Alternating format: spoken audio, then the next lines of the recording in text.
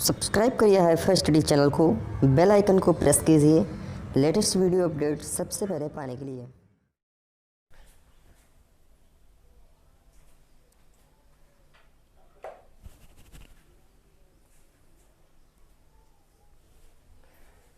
चलिए भाई, चलिए एक बार फिर से आपका स्वागत है आपके अपने YouTube चैनल हाईफाई स्टडी पर। मैं ललित कुमार। दोस्तों, आज जो आपका सेशन होने वाला है उसमें टोटल 10 क्वेश्चन सॉल्व कराऊंगा। इंपॉर्टेंट क्वेश्चन है, ऐसे क्वेश्चन पेपर में आए हुए हैं, तो सभी साथी वीडियो को अंत तक वॉच करेंगे। पहला क्वेश्चन स्क्रीन पर लिखा है, सीधे क्वेश्चन पर आते हैं, कोई और बात नहीं, मुद्दे की बात पर आते हैं। पहला क्वेश्चन कहा गया है कि आयत ABCD में कोई एक आयत है, ABCD इसका नाम है, उसमें CA विकर्ण CA की लंबाई 20 सेंटीमीटर और AB बराबर 16 सेंटीमीटर है। हमसे बताया गया BC की लंबाई बताओ, BC की लंबाई बताओ। तो इस क्वेश्चन को कैसे लगाएंगे जरा समझना, इस क्वेश्चन को कैसे लगाएंगे जरा समझना। ये अगर मैं बात करूं आयत की, तो ये मैंने एक आयत बना लिया, ठीक है ना, समझ कर चलना है भाई, ठीक है, बिल्कुल। अगर डायग्राम आप बना लोगे तब आपको समझ में आ जाएगा। ये मैंने सपोज करके एक आयत बना लिया। आयत क्या होता है? जिसकी आमने सामने की भुजाएं बराबर होती हैं वो क्या होता है? मेरा आयत होता है। यही तो होता है, यानी इसकी आमने सामने की भुजाएं बराबर होती हैं, जिसका प्रत्येक कोण 90 अंश होता है, वो क्या होता है? मेरा आयत होता है। वो क्या होता है? मेरा आयत होता है। समझिए, अब कहा गया विकर्ण CA, विकर्ण CA या AC इसको कह सकते हो। ये मैंने मान लिया, ये मैंने इसको मान लिया विकर्ण, आपको पता है, इसका नाम रख दिया मैंने A, इसका नाम रख दिया C। इसकी लंबाई दी गई, कितनी दी गई है? 20 सेंटीमीटर। तो ये मैंने रख लिया 20 सेंटीमीटर, इसकी लंबाई लिख दिया मैंने 20 सेंटीमीटर। उसके बाद कहा गया है AB मतलब ये ऊपर वाली भुजा, AB की लंबाई कितनी दी गई है? 16 सेंटीमीटर। हमसे पूछा क्या गया है? हमसे BC की लंबाई पूछा गया है, यानी कि इसकी लंबाई पूछा गया, इसका नाम हम D रख देते हैं, यानी इस भुजा की लंबाई पूछा गया है। अगर आपने चित्र को डायग्राम में कन्वर्ट कर लिया तब आप बहुत अच्छे से उसको लगा पाओगे। क्वेश्चन कहा गया कि एक कोई आयत ABCD था, मैंने ABCD एक आयत मान लिया, ABCD मैंने एक आयत मान लिया, उसमें AC विकर्ण यानी AC विकर्ण की लंबाई 20 सेंटीमीटर, तो उसको 20 सेंटीमीटर लिख दिया। AB बराबर 16 सेंटीमीटर, तो AB 16 सेंटीमीटर लिख दिया है। हमको बताना क्या है? हमको BC की लंबाई बताना है। BC की क्या बताना है? लंबाई बताना है। अब देखिए, यहां पर आपको ये एक त्रिभुज लग रहा है कि नहीं लग रहा है? बताइए, ये आपको एक समकोण त्रिभुज लग रहा है कि नहीं लग रहा है? बोलिए भाई मेरे दोस्त, इतना तो क्लियर होगा ही। मैं इसको थोड़ा सा डार्क किए दे रहा हूं ताकि आपको समझ में आ जाए। ये आपको एक समकोण त्रिभुज लग रहा है कि नहीं लग रहा है? और समकोण त्रिभुज में कितनी भुजाएं होती हैं? 3 भुजाएं होती हैं। 3 भुजाएं कौन कौन सी होती हैं? एक आपका कर्ण होता है, ये मैंने आपको बताया था, एक आपका लंब होता है, और एक आपका आधार होता है। क्या होता है? आधार होता है।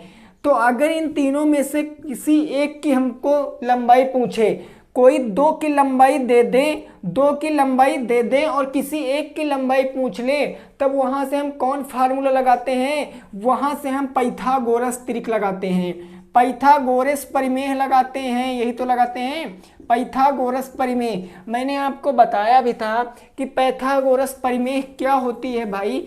तो पाइथागोरस परिमेय होती क्या है? कर्ण स्क्वायर। पाइथागोरस परिमेय क्या होती है? कर्ण स्क्वायर बराबर लंब स्क्वायर प्लस आधार स्क्वायर, लंब स्क्वायर प्लस आधार स्क्वायर, ये होती है आपकी पाइथागोरस परिमेय। अब आपको कर्ण स्क्वायर पता है क्या होता है? 90 अंश के ठीक सामने वाली भुजा को क्या कहते हैं? कर्ण कहते हैं। यानी इसके ठीक सामने कौन सी है? ये विकर्ण है, ये मेरी कर्ण हो जाएगी।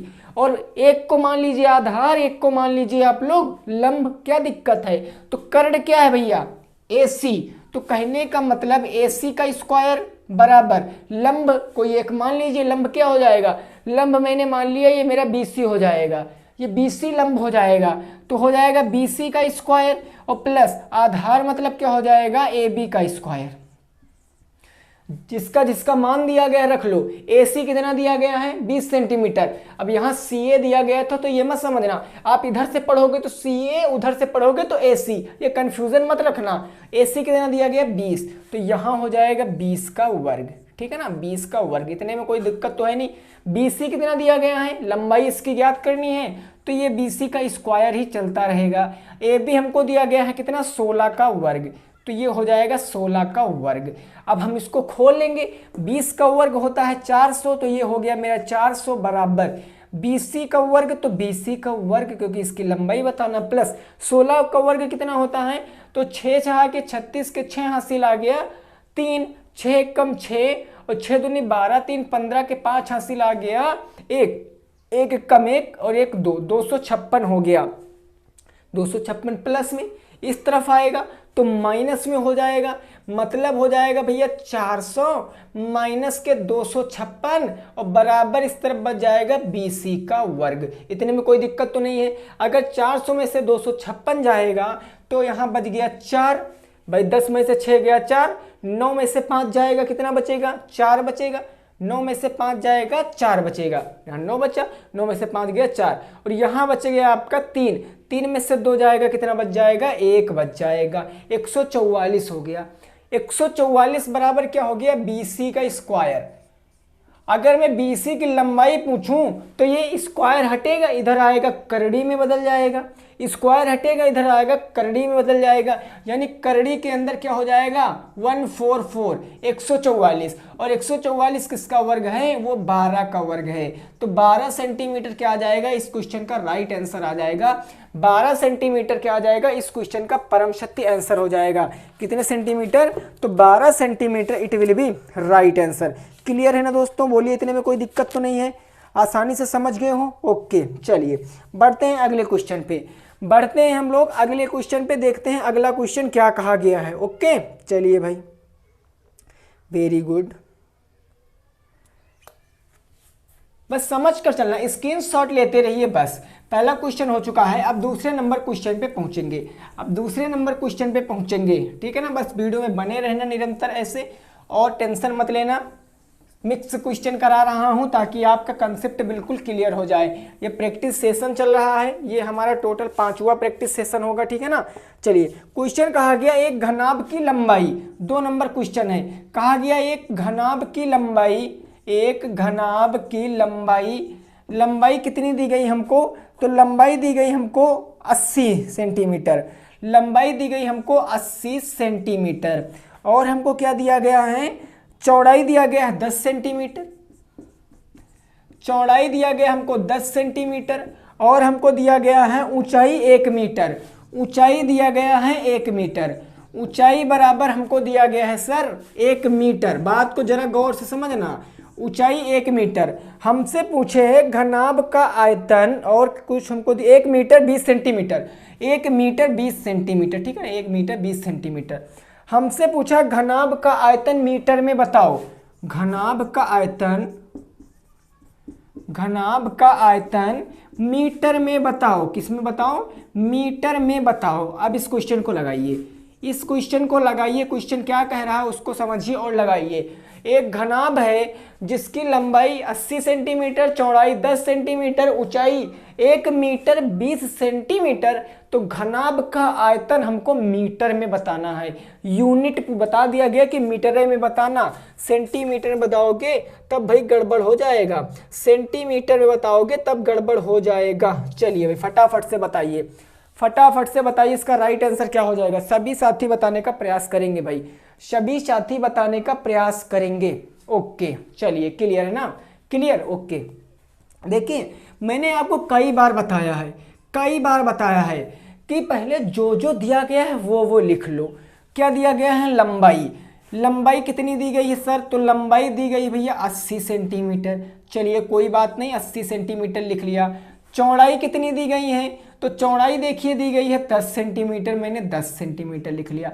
लेकिन जैसे हम ऊंचाई पर आए, जैसे हम ऊंचाई पर आए तो हमने देखा यहाँ पर मीटर में भी दिया गया है, सेंटीमीटर में भी दिया गया है, बाकी सब सेंटीमीटर में ऊंचाई हमको मीटर में भी दी गई, सेंटीमीटर में भी दी गई है। यहाँ तो कुछ हमको नहीं लगेगा लॉजिक, तो क्या करेंगे हम इनको सेंटीमीटर में बदल लेंगे। 1 मीटर में 100 सेंटीमीटर, तो 100 और 120 सेंटीमीटर लिख सकते हैं। ऊंचाई बराबर 120 सेंटीमीटर लिख सकते हैं, इतने में कोई प्रॉब्लम तो नहीं है? बोले कोई प्रॉब्लम नहीं ना, वेरी गुड। अब हमको पता है घनाभ का आयतन होता क्या है।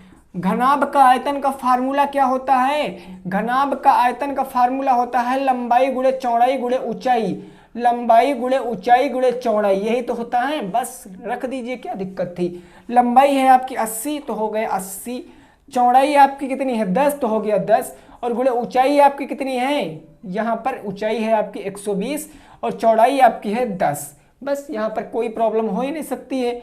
यहाँ पर देखिए गुणा करोगे तो 120 दहम्मा कितना होता है 1200, यानी यहाँ हो जाएगा 1200, क्योंकि 12 1 कम 12, 1 0 ये 1 0 ये, और यहाँ हो जाएगा 80, तो हो जाएगा 12 8 96 और 1 2 3 0, 1 2 3 0, इतने में कोई दिक्कत तो है नहीं।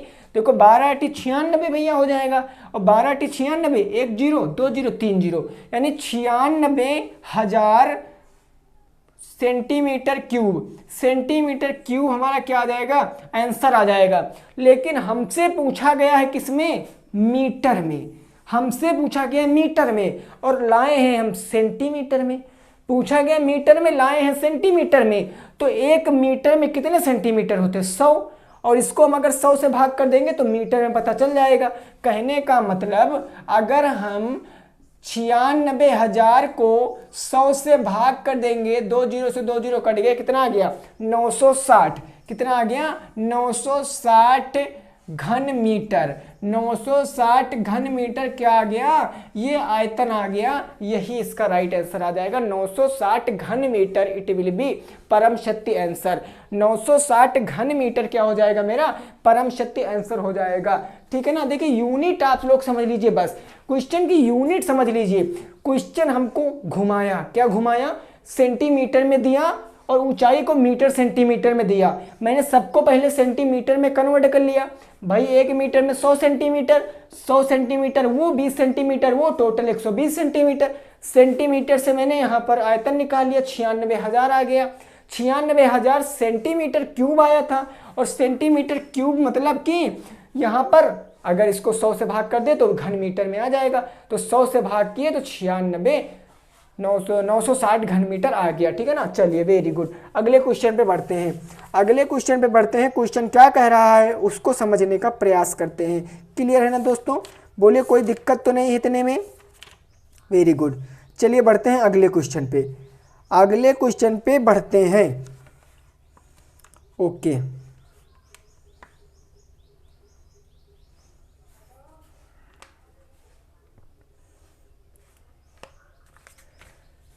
Very good. बढ़ते हैं 3 नंबर क्वेश्चन पे। ठीक है ना, 3 नंबर क्वेश्चन पे बढ़ते हैं। बिल्कुल भी दिक्कत मत लेना, क्लियरली समझ में आएगा। बस बने रहिए सेशन में, अंत तक समझ में जरूर आ जाएगा। ओके चलिए, 3 नंबर क्वेश्चन क्या कह रहा है उसको समझने का प्रयास करेंगे। 3 नंबर क्वेश्चन कहा गया एक वृत्त का क्षेत्रफल 154 वर्ग सेंटीमीटर है। एक वृत्त का क्षेत्रफल, एक वृत्त का एरिया दिया गया हमको, क्षेत्रफल कितना दिया गया है 154 वर्ग सेंटीमीटर, सेंटीमीटर स्क्वायर, इसको वर्ग सेंटीमीटर। और हमसे पूछा गया है वृत्त की त्रिज्या बताओ, है वृत्त की त्रिज्या बताना है। वृत्त की क्या बताना है, त्रिज्या बताना है। अब बताइए फटाफट से बताइए, वृत्त की त्रिज्या ज्ञात करो। वेरी गुड, फटाफट से बताइए भाई। सभी साथी बताएंगे इसका राइट आंसर, सभी साथी बताएंगे सर जी इसका राइट आंसर क्या हो जाएगा। वेरी गुड, बहुत शानदार। चलिए भाई बताइए भाई इसका राइट आंसर क्या हो जाएगा। चलिए देखिए, क्लियर ना। देखिए एक कोई हमको ऐसे वृत्त दिया गया है सर्किल, ठीक है ना, बिल्कुल गोल नहीं बनेगा लेकिन बन गया है काम चलाने के लिए। हमको इसका क्षेत्रफल दिया गया है, क्षेत्रफल दिया गया 154 सेंटीमीटर। और हमसे क्या पूछा है, वृत्त की त्रिज्या, यानी कि हमसे ये लंबाई पूछा है। सेंटर से एक तरफ की लंबाई यानी आर की हमको वैल्यू बताना है। और इस पूरे का मान दिए गए हैं कितने का, यानी 2 पाई आर बराबर कितना दिया गया है, 2 पाई आर बराबर दिया गया है 154। तो आर का मान नहीं निकाल सकते हैं, सॉरी पाई आर स्क्वायर बराबर दिया गया है। पाई आर स्क्वायर बराबर दिया गया है 154, क्योंकि वृत्त का क्षेत्रफल पाई आर स्क्वायर ही तो होता है। बस देखिए वृत्त मैंने आपको पढ़ाया है तब दिक्कत तो हो ही नहीं सकती है। वृत्त का क्षेत्रफल क्या होता है भाई, वृत्त का क्षेत्रफल क्या होता है, तो वृत्त का क्षेत्रफल होता है पाई आर स्क्वायर, यही तो होता है पाई आर स्क्वायर। वृत्त का क्षेत्रफल रखिए 154, तो मैंने रख दिया 154। भैया क्षेत्रफल दिया गया तो क्षेत्रफल के स्थान पर केवल वैल्यू ही पुट कर रहे हैं बस। पाई आर का मान होता है 22/7 और गुणे आर का मान पता नहीं है तो यहाँ पर आर स्क्वायर ही चलता रहेगा, क्योंकि आर की वैल्यू बताना, त्रिज्या मतलब आर तो बताना है, आर तो बताना, रेडियस त्रिज्या, ठीक है ना। 154 तो यहाँ पर क्या हो जाएगा 154 बराबर 22/7 गुणे आर। अब आर की वैल्यू बताना तो 22/7 इधर ले आओ। तो याद रखना जब कोई परिमेय संख्या गुणे में होती है बराबर के इस तरफ आ जाती है तो वो पलट जाती, अंश हर बन जाता, हर अंश बन जाता। या आप एक एक करके भी ला सकते हो, देखिए कैसे एक एक करके लाओगे। 154 7 की बात करें तो 7 बटे में है, इधर आएगा गुणे में हो जाएगा। 7 की बात करें तो 7 बटे में, इधर गुणे में, और 22 मेरा गुणे में था तो इधर आ जाएगा बटे में 22 बराबर, इधर क्या बच गया आर स्क्वायर बच गया, आर स्क्वायर बच गया। काट लीजिए, 2 से काटेंगे तो 11 दूना 22, 2 से काटेंगे तो 2 सत्ते होता है 14, 1 बच गया, 14 हो गया, 2 सत्ते हो गया 14, 11 से काटेंगे 11 1 कम 11, 11 सत्ते 77 और 7 सत्ता कितना हो गया 49 हो गया। यानी कि आर स्क्वायर बराबर कितना आ गया 49 आ गया, आर स्क्वायर बराबर 49 आ गया। स्टेप बाय स्टेप समझोगे तभी क्लियरली समझ में आएगा, नहीं बात को यही कहोगे कि सर हमको ये समझ में नहीं आया है। अब देखिए अभी मैंने बताया अगर स्क्वायर बराबर के उस तरफ जाता है तो करड़ी में बदल जाता है, यानी आर बराबर करड़ी का 49 हो जाएगा, तो आर बराबर कितना हो जाएगा 49 किसका है 7 सेंटीमीटर। इट विल बी परम सत्य आंसर, 7 सेंटीमीटर क्या आ जाएगा मेरा राइट आंसर आ जाएगा, नोट कर सकते हो। स्क्रीनशॉट ले लीजिए, 1 सेकंड में देख लेता हूं आपको क्लियरली दिखा। हाँ ठीक है, चलिए समझ में आ रहा, ओके ओके चलिए वेरी गुड। बढ़ते हैं अगले क्वेश्चन पे, स्क्रीनशॉट लीजिए फिर अगले क्वेश्चन पे बढ़ते हैं। 3 क्वेश्चन हो चुके हैं, 3 क्वेश्चन हो चुके हैं, फिर अगले क्वेश्चन पे पहुंचते हैं, ठीक है ना, अगले क्वेश्चन पे पहुंचते हैं। क्लियर है दोस्तों, बोलिए कोई दिक्कत की बात तो नहीं है। चलिए very good very good okay. देखिए भाई नोट करते रहना, ठीक है ना, नोट करते रहना।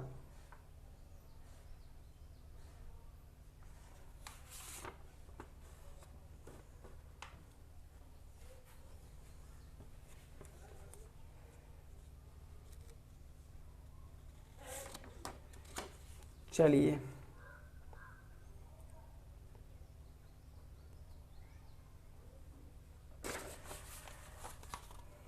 चलिए भाई बढ़ते हैं अगले क्वेश्चन पे, ठीक है ना। अगले क्वेश्चन पे बढ़ते हैं, 4 नंबर क्वेश्चन पे, 4 नंबर क्वेश्चन पे बढ़ते हैं। बिल्कुल भी टेंशन नहीं लेना है, पढ़ना है अच्छे से क्वेश्चनों को डिस्कस कराना है। 2 दिन बीच में आपको क्लास नहीं मिल पाई है क्योंकि मेरा पेपर था 22 तारीख को, इसलिए मैंने क्लास नहीं दे पाया, लेकिन आप क्लास आपको मिलेंगे, ठीक है ना, आपको क्लास मिलेंगे क्योंकि आपके भी पेपर जरूरी हैं, मेरे भी पेपर जरूरी हैं। तो टेंशन मत लेना, एक आधे दिन अगर क्लास नहीं आती है तो परेशान मत हुआ करो, उसका अगले क्लास में मैं कवर कर दूंगा उस दिन को, ठीक है ना, तो बिल्कुल भी टेंशन मत लेना।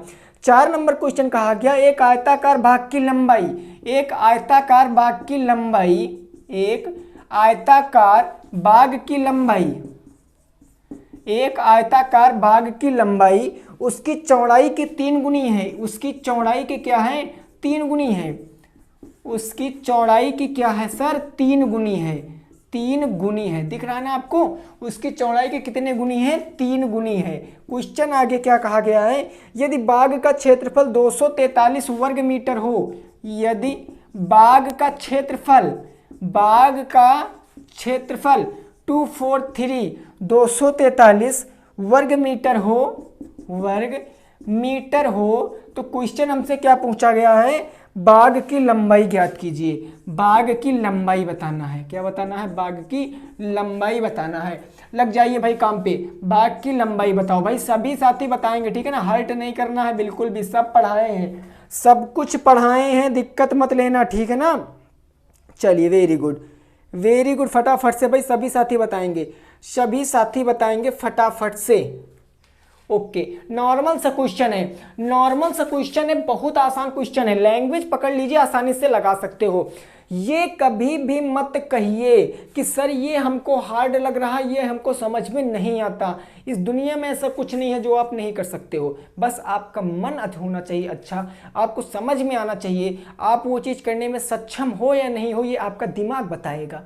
ये हम नहीं बताएंगे, कि हम नहीं बताएंगे, आप खुद से करोगे, ठीक है ना। चलिए देखिए, एक कोई बाग है, ये मैंने मान लिया बाग है, बाग मेरी आयताकार है, तो मैंने आयताकार ये मैंने बाग मान लिया। और कहा गया है कि एक आयताकार बाग की लंबाई उसकी चौड़ाई के 3 गुनी है, यानी कि जो लंबाई है उसकी चौड़ाई के 3 गुनी हो जाएगी। लंबाई उसकी चौड़ाई के 3 गुनी हो जाएगी। कहने का मतलब अगर ये मेरी चौड़ाई है, ये मेरी एक चौड़ाई या लंबाई कुछ भी मान लो, ये अगर मैं मान लूँ लंबाई, यहाँ से समझो, अगर मैं यहाँ से लंबाई मान लूँ और चौड़ाई, ये हो जाएगी लंबाई, ये हो जाएगी चौड़ाई। लंबाई बताया गया 3 गुनी है किसकी? चौड़ाई की। लंबाई 3 गुनी है चौड़ाई की, तो चौड़ाई तो हमको पता नहीं है, तो चौड़ाई मानेंगे कितना हो जाएगा? x भैया, चौड़ाई x हो जाएगा। और चौड़ाई के 3 गुनी है लंबाई, तो लंबाई 3x हो जाएगी। जैसा क्वेश्चन कह रहा हो वैसा कर रहे हैं। बस अब प्रश्नानुसार लगाइए, क्या दिक्कत है? प्रश्नानुसार लगाइए, आसानी से समझ में आ जाएगा। हमको बताया गया है बाग का क्षेत्रफल दिया गया है 243 वर्ग मीटर है। बाग का क्षेत्रफल 243 वर्ग मीटर है, और बाग का क्षेत्रफल होगा क्या? बाग का क्षेत्रफल होगा क्या, जरा बताइए। बाग मेरी आयताकार है, और आयत का क्षेत्रफल होता है लंबाई गुणे चौड़ाई। आयत का क्षेत्रफल होता है लंबाई गुणे चौड़ाई। अब बाग का क्षेत्रफल दिया गया है 243, तो यहाँ पर लग लेंगे 243 बराबर का लंबाई दी गई है 3x और गुणे चौड़ाई दी गई है x। बस सॉल्व कर लेंगे। 3 का x से करेंगे तो 3x स्क्वायर बराबर कितना आ जाएगा? 243 आ जाएगा। 3 गुणे में इस तरफ आएगा बटे में, 3 गुणे में इस तरफ आएगा बटे में हो जाएगा, यानी हो जाएगा 243 बटे का 3 बराबर का x स्क्वायर। इतने में तो कोई दिक्कत नहीं है, काट सकते हैं। 3 से काटेंगे तो 3 × 24, 3 एकम 3, यानी 81 आ गया। यानी x स्क्वायर बराबर कितना आ गया? 81 आ गया। x स्क्वायर बराबर कितना आ गया? 81 आ गया। तो x बराबर कितना आ जाएगा? x बराबर वर्ग हटाएंगे, करड़ी सॉल्व करेंगे। 81 किसका है? 9 का है, यानी 9 सेंटीमीटर क्या आ गया मेरा? चौड़ाई आ गई, क्योंकि x का मान आया है ना, और x क्या माने थे? चौड़ाई। क्वेश्चन में हमसे पूछे हैं लंबाई, लंबाई तो पूछे हैं लंबाई क्वेश्चन में, हाँ क्वेश्चन बाकी लंबाई, क्वेश्चन में हमसे लंबाई पूछे हैं। तो लंबाई कितनी थी? 3x थी। अगर इसमें x का मान रख देंगे तो 3 गुणे x का मान 9, और 9 3 कितना होता है? 27। ये 27 आ जाएगा आपका राइट आंसर। 27 आ जाएगा आपका राइट आंसर। समझ रहे हो ना? समझ रहे हो ना? देखिए, इसलिए यहाँ पर मैंने नीचे लंबाई नहीं लिखी या यहाँ पर लिखा, क्योंकि आपका कंसेप्ट क्लियर हो जाना चाहिए। तो आशा करते हैं आपको 4 नंबर क्वेश्चन समझ में आया होगा। स्क्रीनशॉट ले लीजिए, अगले क्वेश्चन पे बढ़ते हैं। स्क्रीनशॉट ले लीजिए भाई मेरे, फिर अगले क्वेश्चन पे बढ़ते हैं, ठीक है ना। ओके चलिए, वेरी गुड, बहुत शानदार। अगले क्वेश्चन पे बढ़ें, बोलिए सर। अगले क्वेश्चन पे बढ़ें फटाफट से भाई, सभी साथी बताएंगे। अगले क्वेश्चन पे बढ़ें कि ना बढ़ें? चलिए बढ़ते हैं अगले क्वेश्चन पे, बढ़ते हैं अगले क्वेश्चन पे। 4 हो चुके हैं, अब 5 नंबर क्वेश्चन पे बढ़ते हैं, ठीक है ना। क्लियरली आपको समझ में आ रहा है, मजा आ रहा है वीडियो में, तो वीडियो को लाइक कर देना और दोस्तों के संग पहुंचा देना। डेली ऐसे प्रैक्टिस सेशन आपके चलते रहेंगे जब तक आपका पेपर नहीं होगा तब तक। 5 नंबर क्वेश्चन क्या कहा गया है? तो 5 नंबर क्वेश्चन कहा गया है संख्या। संख्या हमको दी गई है, क्या दी गई है? 7, 14, 12, 19, 21, 24 और 11 की माध्यिका बताओ। और 11 की क्या बताना है हमको? माध्यिका बताना है। क्या बताना है? माध्यिका बताना है। क्या बताना दोस्तों? माध्यिका बताना है। माध्यिका बताओ। एक बार संख्याएं मिला लेते हैं। 7, 14, 12, 19, 21, 24 और 11 की माध्यिका बताइए। आप बताइए इसका राइट आंसर। सभी साथी बताएंगे इसका राइट आंसर क्या हो जाएगा। सभी साथी बताएंगे भाई इसका राइट आंसर क्या हो जाएगा, फटाफट से फटाफट से भाई सभी साथी बताएंगे इसका राइट आंसर कितना हो जाएगा। वेरी गुड, चलिए भाई बहुत शानदार, ठीक है ना।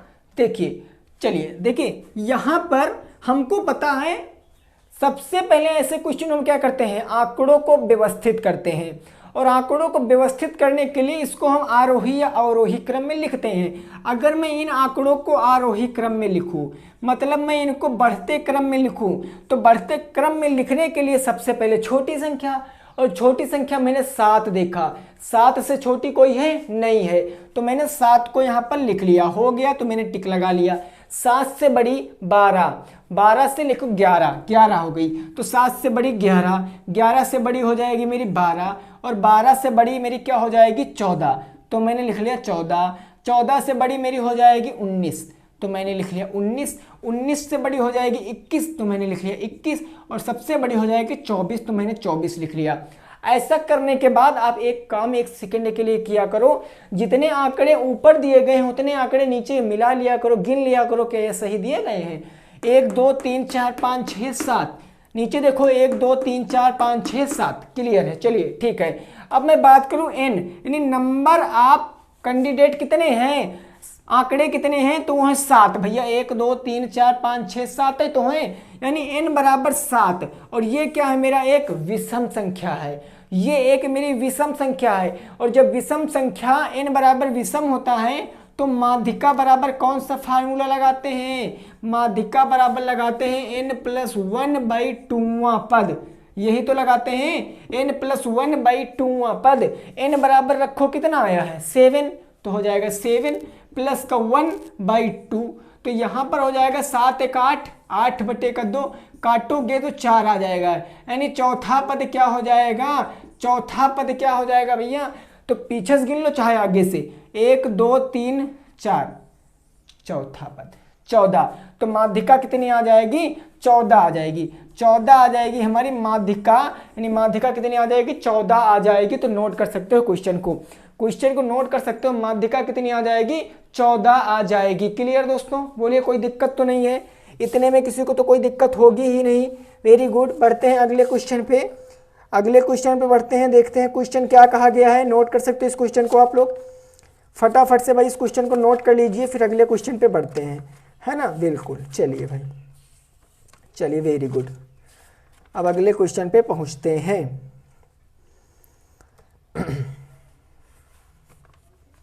चलिए ठीक है ना, ओके। 5 क्वेश्चन हो चुके हैं, 6 नंबर क्वेश्चन पे पहुंचेंगे। बस मन से स्टडी करते रहना मेरे दोस्तों, कुछ भी नहीं है गणित में। गणित बहुत आसान सब्जेक्ट है, लेकिन कब, जब आप समझोगे, क्योंकि इसमें कुछ भी रट्टा नहीं मारना पड़ता है, इसको हम लोग आसानी से बता सकते हैं। 6 नंबर क्वेश्चन मेरा कहा गया 4x स्क्वायर प्लस का 5x प्लस का 1, 4x स्क्वायर प्लस का 5x प्लस का 1 का गुणनखंड कीजिए, का गुणनखंड कीजिए। अब लगाइए इस क्वेश्चन को, कितने सवाल बताएं ऐसे, का गुणनखंड कीजिए। तो भैया इस क्वेश्चन का हमको राइट आंसर चाहिए, हमको इस क्वेश्चन का राइट आंसर चाहिए, सभी साथी बताएंगे। 4x square plus 5x plus 1 के गुणनखंड कीजिए, सभी साथी बताएंगे भाई हमको इसको राइट आंसर चाहिए, ठीक है ना, हमको इसका राइट आंसर चाहिए। वेरी गुड, चलिए वेरी गुड,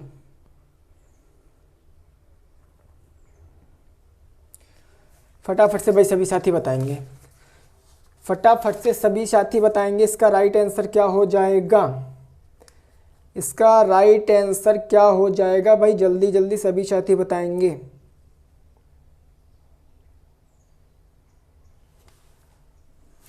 चलिए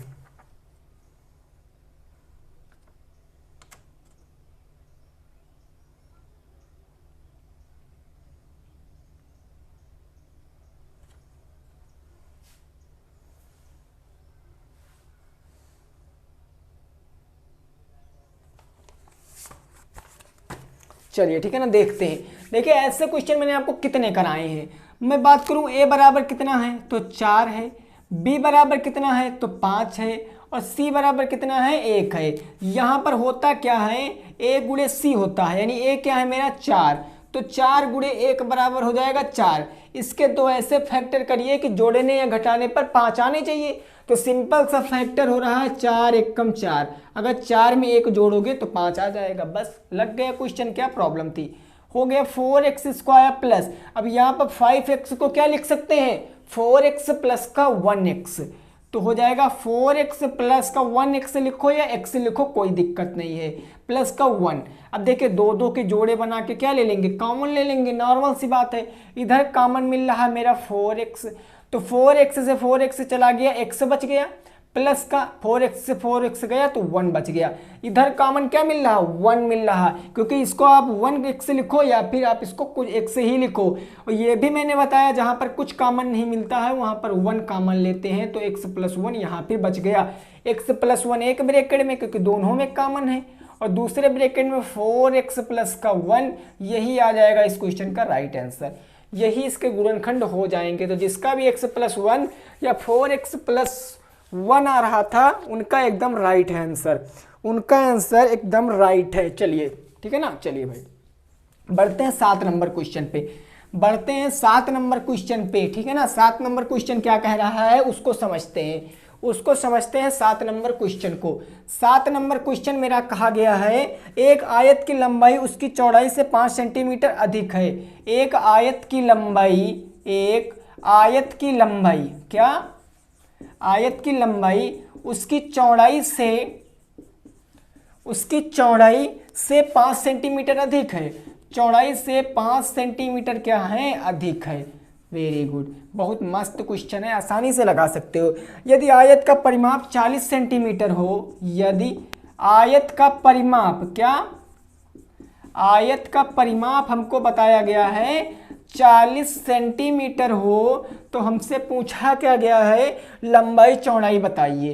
तो लंबाई और चौड़ाई बताओ, लंबाई चौड़ाई बताओ, लंबाई चौड़ाई बताओ। अब बताइए इस क्वेश्चन को, अब इस क्वेश्चन को बताइए। एक आयत की लंबाई उसकी चौड़ाई से 5 सेंटीमीटर अधिक है, 5 सेंटीमीटर अधिक है। यदि आयत का परिमाप 40 सेंटीमीटर हो तो लंबाई तथा चौड़ाई बताओ। तो लंबाई और चौड़ाई बताओ, जल्दी से बताइए इसका राइट आंसर क्या हो जाएगा, जल्दी से बताइए इसका राइट आंसर क्या हो जाएगा। वेरी गुड, चलिए ना, ठीक है, ओके ओके। चलिए देखिए, मैंने बताया आप इसको डायग्राम में कन्वर्ट करिए, काहे नहीं करते हो, डायग्राम में कन्वर्ट करो मेरे भाई। देखो डायग्राम में कन्वर्ट कर लोगे, ये एक आयत है, इसका नाम मैंने ABCD रख लिया, सपोज करके मैंने ABCD इसका नाम रख लिया। कहा गया है आयत की लंबाई उसकी चौड़ाई से 5 सेंटीमीटर अधिक है, तो कहने का मतलब चौड़ाई तो पता नहीं है, तो चौड़ाई मान लेंगे हम x, तो लंबाई क्या हो जाएगी x प्लस 5, क्योंकि 5 सेंटीमीटर अधिक है, नॉर्मल सी बात है। तो यहाँ पर आयत की लंबाई क्या हो जाएगी, आयत की लंबाई क्या हो जाएगी, आयत की लंबाई की बात करें और आयत की चौड़ाई की बात करें, आयत की चौड़ाई की बात करें, हमको बताया गया लंबाई जो है वो चौड़ाई से कितना अधिक है, 5 सेंटीमीटर अधिक है। आयत की लंबाई उसकी चौड़ाई से 5 सेंटीमीटर अधिक है, चौड़ाई मान लेंगे x, तो लंबाई x प्लस 5 हो जाएगी, इतने में कोई दिक्कत तो नहीं है। 5 सेंटीमीटर अधिक थी तो अधिक कह दिया। अब आयत का परिमाप दिया गया है तो परिमाप से निकाल लेंगे। आयत का परिमाप क्या होता है भाई, आयत का परिमाप क्या होता है, फटाफट से बताइए। तो मैंने आपको रेक्टेंगल वाली क्लास में बताया था कि 2 लंबाई धन चौड़ाई क्या होता है, 2 लंबाई धन चौड़ाई आपका आयत का परिमाप होता है। बस सीधी सी बात, आयत का परिमाप 40 दिया गया है तो 40 रख लेंगे। 2 लंबाई कितनी है भैया, x प्लस 5, तो x प्लस 5 प्लस चौड़ाई कितनी है मेरी, x है, तो ये x हो जाएगा। कोई दिक्कत नहीं, दिक्कत। अब देखिए यहाँ पर गुणा करा लेते हैं, 2 का x से कराएंगे तो 2x, 2 का 5 से कराएंगे तो 10, और 2 का x से कराएंगे तो 2x हो जाएगा। सिंपल सी बात है। यहाँ हो गया मेरा 40, 2x हो गए 4x, और ये 10 प्लस में इस तरफ आएगा माइनस में, यानी यहाँ हो जाएगा 4x, और ये 10 प्लस में थे तो इधर आ गए माइनस में, 40 माइनस का 10, 40 में से 10 जाएगा तो 30 बचेगा, बराबर का कितना बच गया, 4x बच गया। अब हमको x की वैल्यू पता चल जाए तो हमको चौड़ाई भी पता चल जाएगी, लंबाई भी पता चल जाएगी। x की वैल्यू ज्ञात करने के लिए 4 गुणे में इस तरफ आएगा बट्टे में, यानी 30 बट्टा में 4 बराबर का x, काटोगे तो 4 सते होता है 28 और 4 पंचे होता है 20, यानी x बराबर आ गया है 7.5 सेंटीमीटर। x बराबर आ गया 7.5 सेंटीमीटर, जो कि क्या है मेरी आयत की चौड़ाई कितनी आ गई 7.5 सेंटीमीटर। लंबाई बताना है 7.5 में अगर मैं 5 जोड़ दूंगा तो 7 5 12, 12.5 आ जाएगा इस क्वेश्चन का राइट आंसर। 12.5 और 7.5 यही दो लंबाई चौड़ाई हो जाएंगी। 12.5 और 7.5 इस क्वेश्चन की लंबाई चौड़ाई हो जाएंगी। ओके ना, क्लियर है। चलिए फटाफट से स्क्रीनशॉट लीजिए, फिर अगले क्वेश्चन पे बढ़ते हैं। फटाफट से भाई स्क्रीनशॉट लीजिए, फिर अगले क्वेश्चन पे बढ़ते हैं। वेरी गुड, चलिए क्लियर है ना, बोलिए कोई डाउट तो नहीं भाई। ओके चलिए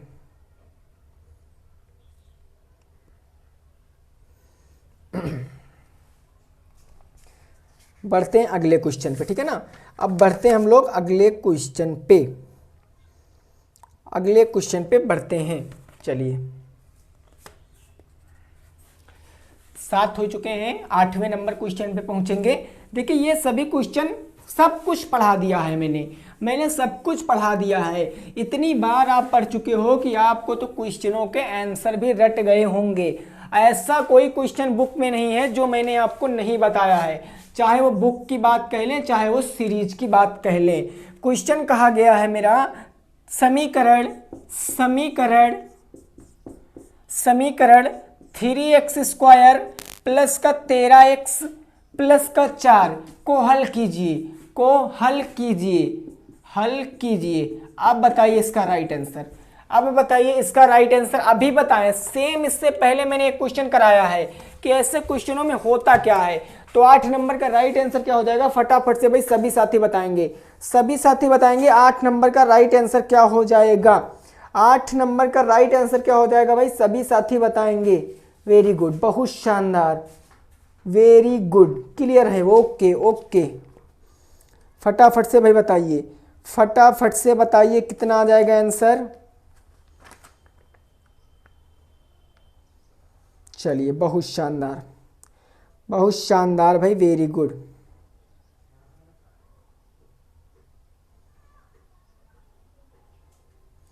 चलिए बहुत शानदार,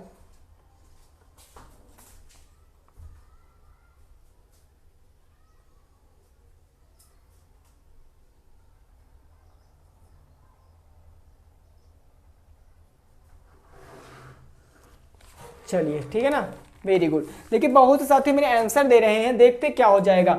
मैंने अभी बताया, मैं यहाँ पर पूछूं a बराबर कितना, तो आप कहोगे सर a बराबर 3 है, और b बराबर कितना है, तो b बराबर 13 है, तो c बराबर कितना है, 4 है। अब कहोगे सर ये ABC कहाँ से आता है, आप कहोगे सर ABC कहाँ पर आता है, तो सुनो ABC कहाँ पर आता है। ये जो समीकरण होते हैं मेरे ax स्क्वायर प्लस का bx प्लस का c प्रकार के होते हैं, जहां पर a b और c ये मेरे क्या होते हैं, ये मेरे पूर्णांक होते हैं, इंटीजर्स होते हैं, जो धनात्मक भी हो सकते हैं ऋणात्मक भी हो सकते हैं, और एक से ये आपके चर पद होते हैं। इतनी कहानी मैंने आपको समीकरण हल करने वाली क्लास में बताई नहीं थी। बात करते हो भाई आंसर दे दिया करो, ठीक है ना, आंसर दिया करो। अब यहां से होता क्या है, a गुणे c कितना है, a है मेरा 3 और c कितना है मेरा 4, और 4 3 होता है 12। 12 के 2 ऐसे फैक्टर करिए कि जोड़ने या घटाने पर 13 आना चाहिए, नॉर्मल सा फैक्टर है। 12 1 कम 12, 12 में 1 जोड़ोगे तो 13 आ जाएगा। बस देखिए कैसे लगाएंगे, यहाँ पर हो जाएगा मेरा 3x स्क्वायर। ऐसे ही 13x को अब हम 13x ना लिख कर क्या लिखेंगे, 12x प्लस का में 1 x जोड़ेंगे तो 13x तो होगा। बस 12x प्लस x प्लस का 4। अब यहाँ पर 2 के जोड़े बना के कॉमन ले लेंगे, इधर कॉमन मिल रहा है मेरा 3x, तो मैंने लिख लिया 3x, यहाँ बच गया x प्लस का 3 चौके 12। यहाँ पर कॉमन कुछ नहीं मिलता, जहाँ पर कॉमन कुछ नहीं मिलता वहाँ पर कॉमन 1 ले लेते हैं, तो यहाँ पर बच गया मेरा x प्लस का 4। x प्लस का 4 मेरा एक ब्रैकेट में, और दूसरे ब्रैकेट में मेरा हो जाएगा 3x प्लस का 1। तो यही इस क्वेश्चन का राइट आंसर आ जाएगा। जितने भी साथियों का ये आंसर आ रहा था भाई एकदम करेक्ट है, जितने भी साथियों का ये आंसर आ रहा था एकदम करेक्ट है, ठीक है ना। चलिए वेरी गुड, वेरी गुड, बढ़ते हैं अगले क्वेश्चन पे, ठीक है ना। अगले क्वेश्चन पे बढ़ते हैं। 8 नंबर क्वेश्चन हो चुका है, अब 9 नंबर क्वेश्चन पे पहुंचेंगे। अब 9 नंबर क्वेश्चन पे पहुंचेंगे, फटाफट से बताना 9 नंबर क्वेश्चन का राइट आंसर। 9 नंबर क्वेश्चन क्या कहा गया है, एक विद्यालय के 7 अध्यापकों की आयु। 9 नंबर क्वेश्चन कहा गया एक विद्यालय के, कोई एक विद्यालय है, 7 अध्यापकों की उम्र दिया गया है, 7 अध्यापकों की क्या दिया गया है, उम्र, एज दिया गया है। कितनी दिया गया है, वर्षों में, वो भी काहे में, वर्षों में, हाँ महीनों में ना समझ लेना, वर्षों में। 25 57 32, 25 57 32 कामा 23 42, 23 42 और हमको बताया गया है 30 47, 30 47 हैं। और पूछा क्या गया है, आंकड़ों की माध्यिका ज्ञात करो, आंकड़ों की माध्यिका ज्ञात करो। नॉर्मल सा क्वेश्चन है, आंकड़ों की क्या ज्ञात करना है, माध्यिका ज्ञात करना है, माध्यिका ज्ञात करो। अब भी नहीं बता पाओगे भैया तो मार खाने वाला काम करोगे, ठीक है ना। हाँ वैसे मारने का अधिकार नहीं है लेकिन कह सकते हैं। क्लियर। तो बताइए एक विद्यालय के 7 अध्यापक हैं जिनकी उम्र और किसमें दी गई है, उम्र वर्षों में 25 57 32 23 42 30 47, इसमें माध्यिका आपको बतानी है। तो देखिए मैंने कई बार बताया ऐसे क्वेश्चनों को करने के लिए आपको मेरे दोस्त सबसे पहले आंकड़ों को व्यवस्थित करना पड़ता, और व्यवस्थित करने के 2 ही क्रम होते हैं, या तो आरोही या तो अवरोही। मैं यहाँ पर अगर आरोही क्रम में लिखूंगा तो सबसे पहले कम क्या है भैया, अगर मैं बात को 25 57 32 23, 23 से कोई कम है नहीं, 23 सबसे छोटी, तो 23 यहाँ पर लिख लेंगे। 23 से बड़ी मेरी 25, तो मैंने 25 को लिख लिया। और 25 से बड़ी मेरी क्या हो जाएगी, 25 से बड़ी भैया मेरी होती है 30, मैंने 30 को यहाँ पर लिख लिया। और 30 से बड़ी हो गई मेरी 32, तो मैंने 32 को भी लिख लिया। 32 से बड़ी मेरी हो गई क्या, 42, है ना, 32 से बड़ी 42 तो गई, हाँ 42, तो मैंने लिख लिया 42, फिर हो गई 47 और फिर हो गई 57। अब हमको क्या करना, सबसे पहले हमको यहाँ पर क्लियर कर लेना कि बराबर है 1 2 3 4 5 6 7, और यहाँ पर 1 2 3 4 5 6 7, यानी n बराबर कितना है, n बराबर 7। नंबर ऑफ कैंडिडेट कितने हैं, 7। तो माध्यिका बराबर कौन सा फार्मूला लगाएंगे, माध्यिका बराबर, जब नंबर ऑफ कैंडिडेट विषम होते हैं तब हम फार्मूला लगाते हैं n+1/2वां पद, n+1/2वां पद। n है मेरा 7 प्लस का 1/2 और 7 में 1 जोड़ोगे तो हो जाएगा 8/2, काटोगे तो चौथा पद कौन सा आ जाएगा, चौथा पद कौन सा आ जाएगा जरा बताना हो। तो चौथा पद 1 2 3 4 32, तो माध्यिका बराबर कितनी आ जाएगी, 32 आ जाएगी।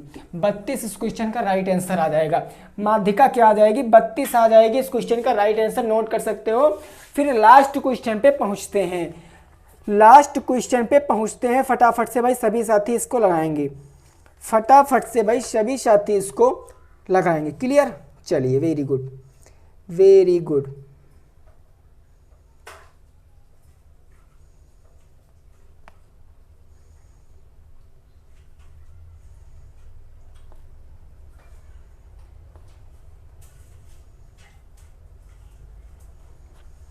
चलिए ठीक है ना।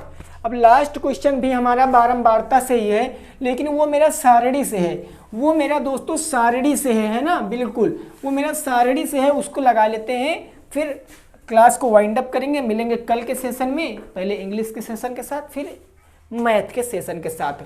देखिए आपको ऐसे एक सारणी दी गई है, ऐसे आपको एक सारणी दी गई है, ऊपर दिया गया पद, नीचे दी गई है बारंबारता, ठीक है ना, ऊपर दिया गया पद, नीचे दी गई है बारंबारता। मैं लिख लेता हूँ यहाँ पर पद, और यहाँ पर हमको दी गई है दोस्तों बारंबारता, ठीक है ना। पूरा नहीं लिखे लेकिन समझ लेना।